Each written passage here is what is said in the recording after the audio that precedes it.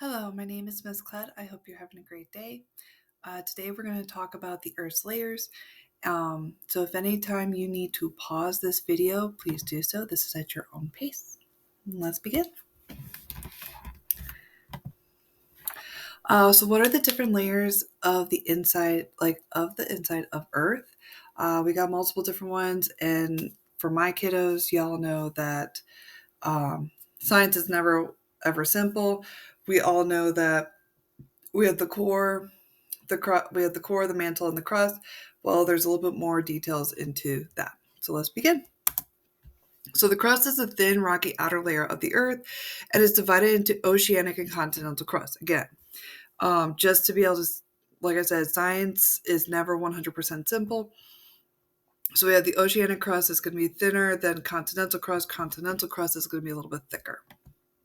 So the oceanic crust is roughly about 7 kilometers thick, composed mostly of extrusive or igneous rocks made of basalt and gabbro, sometimes not igneous, obsidian, and it is about 3 grams per centimeters dense. And it's one of the younger, like there tends to be the younger ones. It's about 180 million years or less and such. Like this is where we're going to see more of the newer crust. Continental is anywhere between 8 to 75 kilometers thick and average is about 40 kilometers. So as you can see, continental is a little bit thicker versus oceanic, but the density of a continental crust is about 2.7 based on the type of minerals are inside the igneous rock, which is usually granite for the continental. And some are about anywhere from from a couple million years old to about 4 billion years old. The lithosphere is part of the crust, is the outermost layer consists of the crust and upper part of the mantle. Here in the lithosphere, just right at the crust area and such, is still relatively solid. Okay. It's still relatively solid, just a little bit warmer. Average is about 100 kilometers in thickness, whereas the asthenosphere tends to be a little bit softer. It's not fully liquid, but it is, but it's not a full solid either. It's a little bit mixture of both, kind of like a cytoplasm, kind of like a gel-like a little bit, but not full gel-like. And this is where rocks are close enough to their melting temperatures. They're deforming, they melt, they're movable. And this is what helps kind of keep our crust kind of moving as things are created. Please watch the plate tectonics and the plate boundaries as to why the asthenosphere is movable and such. The mantle, here we got most of the mantle, the majority of it, is a solid rocky shell, basically, where it gets heated up from the outer and inner core, heats up in the asthenosphere. That's where we get our convection currents kind of moving, our plate crust and such.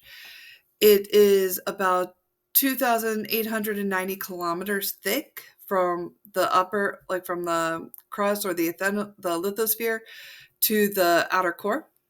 And their density is about 3.4 grams per centimeter cubed. And then the lower mantle is about 660 kilometers. So altogether for the upper mantle, I'm gonna go back for a second. From the up, like the total depth is about 2,000, almost 3,000. Whereas just the lower mantle, which is like the bottom half right down here, is about 660 kilometers. Very rigid, still hot, some gradual flow. The core is composed of two, inner and outer, and that is what's going to help kind of make our Earth turn, and how we can tell that there's a liquid outer core is based through earthquakes. That's how we're able to see, because we have never been able to physically go past the asthenosphere, just because we would be burnt up. Everything would be melted. So the outer core is a liquid layer, about 2,260 kilometers thick. Very metallic irons generates our Earth's magnetic field, is what gives us our compasses, our GPSs to be able to say, hey, here's the directions that we go to. And our inner core is about 1,000, has a radius of 1,220 kilometers. Very solid base because of the immense pressure in it. And it is what rotates our Earth. The outer core gives us our magnetic field. The inner core rotates our Earth on its axis. So here we have the solid, the liquid for the inner core and outer core, the lower mantle, mantle as a whole, then the asthenosphere, lithosphere, and then the crust in itself.